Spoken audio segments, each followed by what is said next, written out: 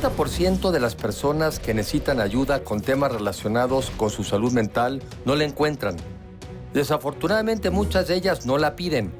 Y las pocas que sí la buscan, tardan en promedio 14 años en conseguir la que necesitan. Como todos, son personas con un gran potencial, pero en ocasiones este se ve muy limitado. Por ello debemos mejorar los mecanismos que tenemos para brindar la ayuda que cada quien requiere, y hoy profundizamos en ello en Ahora Futuro, México y el Mundo. México tiene futuro y su futuro está en tus manos. La mejor manera de predecir el futuro es crearlo. Los avances científicos y tecnológicos han hecho que cambie nuestro estilo de vida, la forma de trabajar e incluso en la que nos relacionamos. La capacidad de educarnos a través de Internet, de transportarnos en vehículos autónomos, de modificar el genoma humano para evitar enfermedades, así como el uso intensivo de las energías renovables y de la inteligencia artificial, nos permitirán alcanzar mejores niveles de vida. Pero ¿seremos capaces de incorporar a todos o generaremos sociedades más polarizadas? De esto se trata Ahora Futuro, México y el Mundo.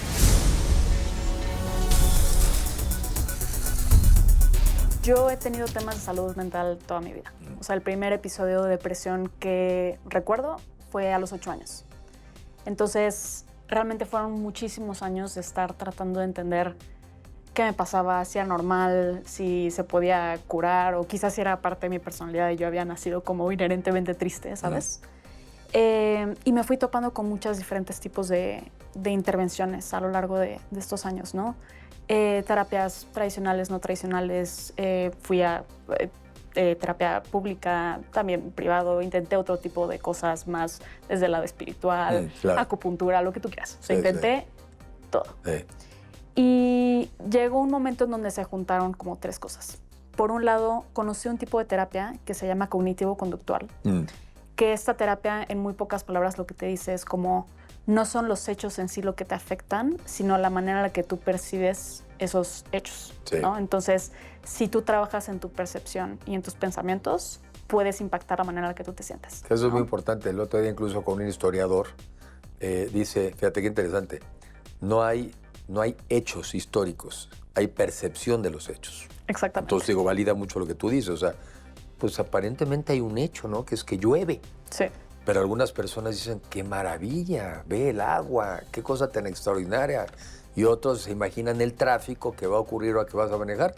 Y la lluvia, el hecho, aparentemente es el mismo. Claro. Pero no es el mismo. ¿No? Entonces hay como tres tipos de actividades que son importantes que todos los seres humanos hagamos, que son actividades productivas, lúdicas y sociales, ¿no? Claro. Entonces, normalmente cuando tienes temas de depresión o de ansiedad, dejas de hacer estas cosas. Claro.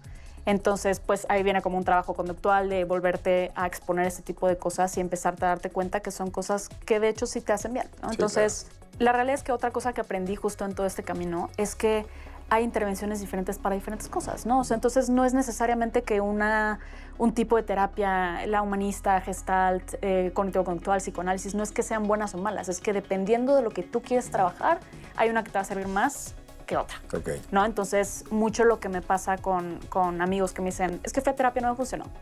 Yo les digo, ¿con qué corriente fuiste? Ok. Porque si tú querías trabajar, o sea, yo les digo, es como si vas al médico, ¿no? Entonces, tú tienes un problema del corazón, llegas y vas con un ginecólogo. Sí, y claro. me dices, Y eres no hombre. solamente... Oye, y eres hombre. Sí, no. No, y no solamente, no, o sea, no dices, no, es que el ginecólogo no funcionó, dices, es que los médicos no sirven. Generalizas. Y es lo que dicen, es que la psicología no sirve. No. ¿Con qué especialista fuiste? ¿Qué querías trabajar? Y probablemente te servía otra intervención, entonces dale una oportunidad, ¿no? Y pues yo me topé con el tipo de terapia que era la correcta para lo que yo quería trabajar en ese momento y empecé a sanar, ¿no? Entonces, aparte de eso, empecé a ver muchos patrones que dije, creo que esto se puede automatizar, porque yo llevaba 1 año y medio aprendiendo a programar. Ok. Entonces, ¿Y por qué te empecé- viniste a programar? ¿Simplemente porque parecía que era útil? Porque siempre me llamó la atención la informática. Y en su momento yo estaba saliendo con una persona que tenía una startup Ok. y la casa estaba rodeada de programadores. Y normalmente los programadores son como...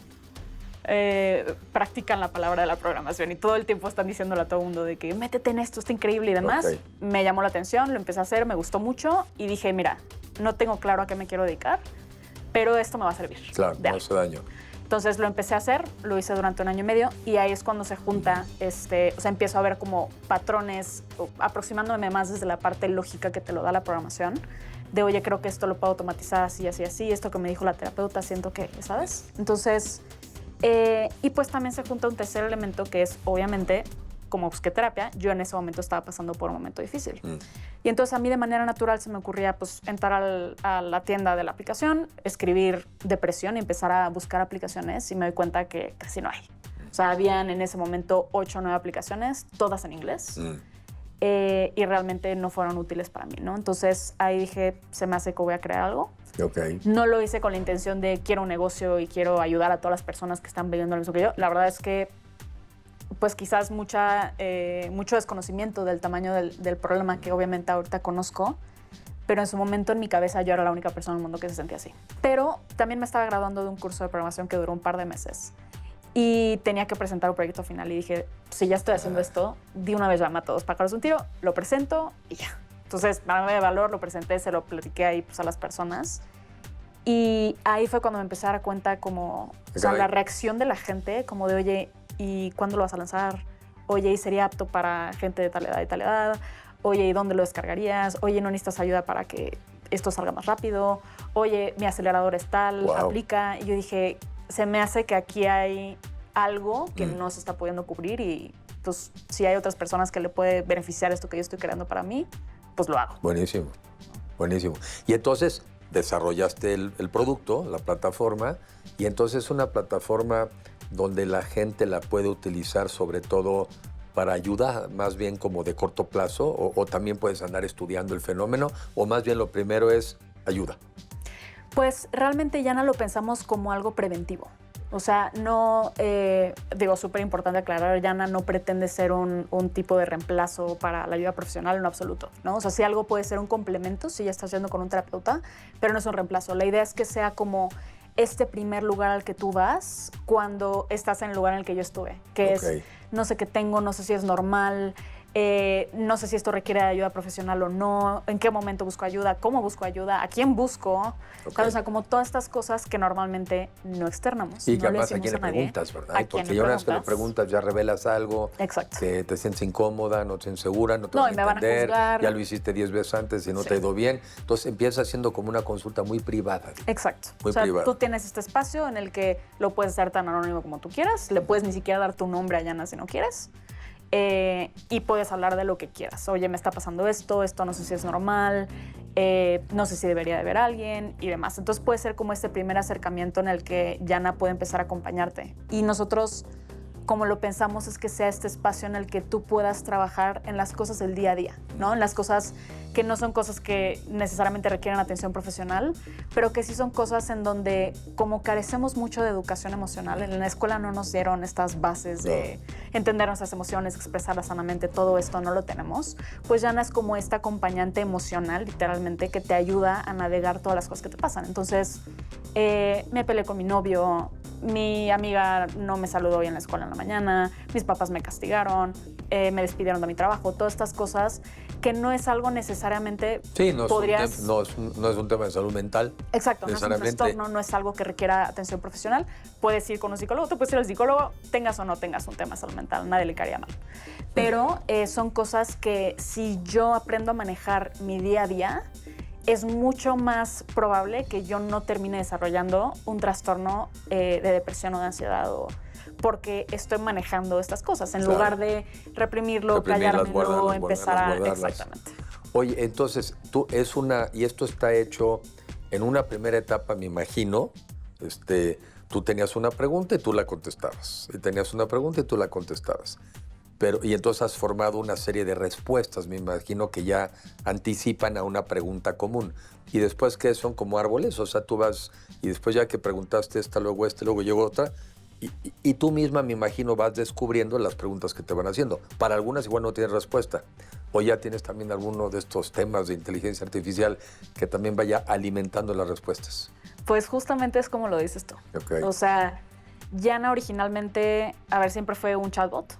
Entonces, desde la primera versión que nosotros lanzamos, ya tenía este chatbot, pero era precisamente como lo describes tú, ¿no? Era un árbol de decisiones. Entonces, yo te preguntaba, oye, ¿cómo te sientes? Y te daba opciones y tú elegías triste y entonces te ibas por el camino de triste. Y luego le decías, por esto que pasó y te ibas por este camino, ¿no? Entonces ya todo estaba prescrito y realmente mucho de la labor de nosotros era anticipar estas cosas, Las estas preguntas. situaciones que la gente podía pues querer trabajar dentro de Yana, ¿no? Anticipar todo eso era imposible. Y eventualmente llegaba el punto en el que la gente decía, se siente robótico. Pues sí, porque no había manera en la que yo pudiera cubrir todos esos escenarios. Y justamente nosotros no queríamos dar el salto a la inteligencia artificial porque considerábamos que estaba muy pronta la tecnología Todavía. en aquel entonces para Sí, todavía integrarse. está otra cosa, ¿no? No, justamente los riesgos de integrarlo en algo como de salud mental, Sí, sí. de que te conteste el equivocado, incluso ha pasado con otras startups similares a Yana que están en otros países, que tuvieron este tipo de situaciones en donde incluso el mismo chatbot era como, te recomiendo maneras en las que puedes quitarte la vida. Para mí era Wow. el miedo más grande de, o sea, que vaya a contestar algo que yo no pueda predecir y Sí, que se claro. vaya a comunicar algo que no refleje ni nuestras creencias, ni valores, ni nada como empresa. Entonces, era un riesgo terrible y yo siempre dije, Yana nunca va a tener inteligencia artificial. Y pues después llega OpenAI, hace su lanzamiento de ChatGPT en finales de 2022, creo. Se me ha ido el tiempo Sí, muy es rápido, increíble. pero sale este lanzamiento y ahí es cuando nosotros decimos, ya parece que ya no hay opción. ¿Qué nos puedes tú de tu experiencia joven, pero que estás muy metida en el tema de salud mental? ¿Qué 3 recomendaciones le podrías decir a los jóvenes? Lo que te venga en la mente. ¿Qué 3 cosas, 3 o 4, a hacer y a no hacer? Porque hay de hacer también, Claro. Definitivamente el teléfono es un tema. ¿no? O sea, sin duda alguna. Sí creo que tenemos que limitar el consumo que tenemos a las tecnologías en general. O sea, sí creo que va muy de la mano con cómo ha subido y despegado los índices que existen de depresión y ansiedad. Entonces, eso es una segura.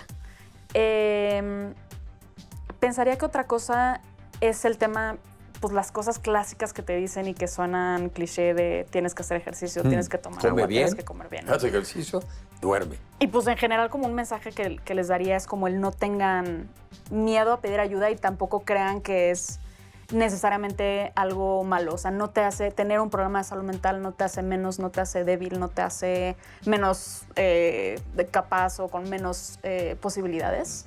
En mi caso, por ejemplo, pues realmente es de las fortalezas más grandes pues es lo que ya te tengo, ¿no? permitió O sea, llegar aquí. Claro, por ejemplo, alrededor del 20% de las personas que necesitan ayuda piden ayuda. Y de esas... Y el 80 no. Y además, el 80 no. Y de esos 20, en conseguir ayuda se tarda en promedio 14 años. Sí, es terrible. Entonces, Sí. es duro, pero cada vez están habiendo tecnologías como la nuestra, como otros que tienen terapeutas a distancia y demás, que realmente están pues tratando de hacer este periodo de tiempo más corto y que más gente se acerca a pedir ayuda. Entonces, no te hace menos, hazlo y hacer, o sea, es literal el cliché de díselo a quien más confianza le tengas. Pues, o sea, Pues tienes razón. realmente.